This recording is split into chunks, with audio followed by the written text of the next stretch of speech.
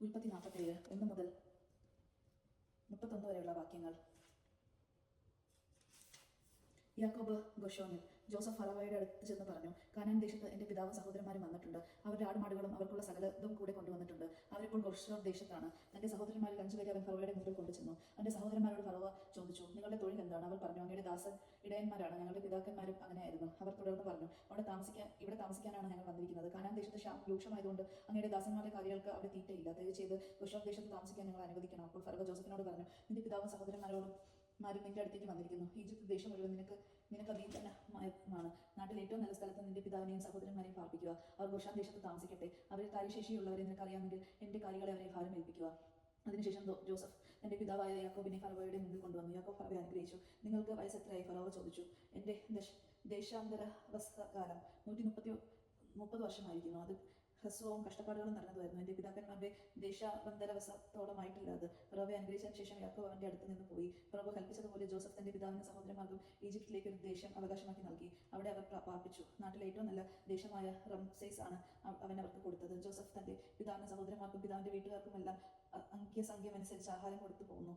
ക്ഷാമം രൂക്ഷമാകുന്നു. ഒരു ദേശത്ത് ആഹാരം കിട്ടാനില്ലായിരുന്നു. ക്ഷാമം അത്ര രൂക്ഷമായി. ഈജിപ്തിനും കാനാൻ ദേശവും ക്ഷാമം മൂലം കഷ്ടപ്പെട്ടിരുന്നു. ഈജിപ്തിലെയും കാനാൻ ദേശത്തിലെയും പണം മുഴുവൻ ആളുകൾ വാങ്ങിയ ധ്യാനത്തിന്റെ വിലയായി ജോസഫ് ശേഖരിച്ചു. അത് ഫറവോയുടെ ഭവനത്തിൽ എത്തിച്ചു. ഈജിപ്തിലും കാനാനിലുമുള്ള പണമൊക്കെയും തീർന്നപ്പോൾ ഈജിപ്തുകാർ ജോസഫിന്റെ അടുത്ത് വന്ന് പറഞ്ഞു, ഞങ്ങൾക്ക് ആഹാരം തരിക. അങ്ങയുടെ മുമ്പിൽ കിടന്ന് ഞങ്ങൾ മരിക്കാൻ ഇടയാകരുത്. ഞങ്ങളുടെ പണമെല്ലാം തീർന്നുപോയി. ജോസഫ് പറഞ്ഞു, പണം തീർന്നെങ്കിൽ കന്നുകാലികളെ തരിക. ഭാര്യകൾക്ക് പകരമായി ഞാൻ ആഹാരം തരാം. തങ്ങളുടെ കന്നുകാലികളെ അവർ ജോസഫിന്റെ അടുത്ത് കൊണ്ടുവന്നു. കുതിരകളും ആടുമാടുകളും കഴുതുകളും പകരമായി അവൻ അവർക്ക് ആഹാരം കൊടുത്തു. അവൻ അവരുടെ കന്നുകാലികൾക്കെല്ലാം പകരമായി അവർക്ക് 1 വർഷത്തേക്ക് ആഹാരം നൽകി. 1 വർഷം അവർ ജോസഫിന്റെ അടുത്ത് ചെന്ന് പറഞ്ഞു, പണം തീർന്ന കാര്യം യജമാനിൽ നിന്ന് ഞങ്ങൾ ഒളിച്ചു വയ്ക്കുന്നില്ല. ഞങ്ങളുടെ കന്നുകാലികളും അങ്ങയുടേതായി.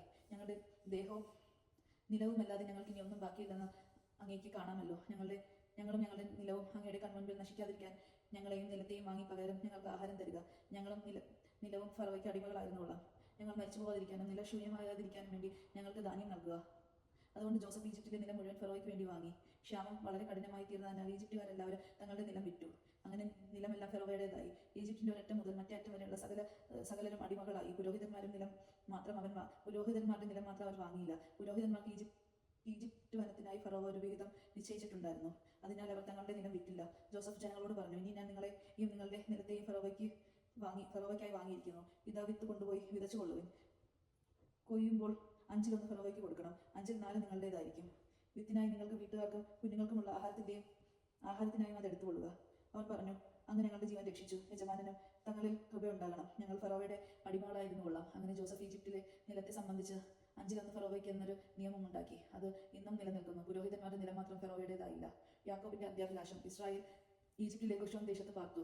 അവർക്ക് അവിടെ ധാരാളം സ്വത്തുണ്ടായി. അവർ സന്താന സമൃദ്ധമുള്ളവരായി പെരുകി. യാക്കോബ് ഈജിപ്തിൽ 17 വർഷം ജീവിച്ചു. യാക്കോബിന്റെ ആയുഷ്കാലം 140 വർഷമായിരുന്നു. മരണസമയം അടുത്തപ്പോൾ ഇസ്രായേൽ ജോസഫിനെ വിളിച്ചു പറഞ്ഞു, നിനക്ക് എന്നിൽ പ്രീതി ഉണ്ടെങ്കിൽ എന്നോട് വിശ്വസ്തമായും സത്യസന്ധമായും പ്രവർത്തിക്കാമെന്ന് എന്റെ തുടക്കി കീഴെ കൈവച്ച് സത്യം ചെയ്യുക. എന്നെ ഈജിപ്തിൽ സംസ്കരിക്കരുത്. എനിക്ക് എന്റെ പിതാക്കന്മാരോടൊപ്പം വിശ്രമിക്കുന്നതിന് എന്നെ ഈജിപ്തിൽ നിന്ന് കൊണ്ടുപോയി അവരുടെ ശ്മശാനത്തിൽ അടക്കുക. ജോസഫ് സമ്മതിച്ചു. അങ്ങ് പറഞ്ഞതുപോലെ ഞാൻ ചെയ്യാം. എന്നോട് സത്യം ചെയ്യുക, അവൻ ആവശ്യപ്പെട്ടു. ജോസഫ് സത്യം ചെയ്തു. അപ്പോൾ ഇസ്രായേൽ കട്ടിൽ തലയ്ക്കൽ ശിരസ് നമിച്ചു. ദൈവജനമാണ് നാം കേട്ടത്. നമുക്ക് ദൈവത്തെ സ്തുതിക്കാം. ക്രിസ്തു അങ്ങേക്ക് സ്തുതി.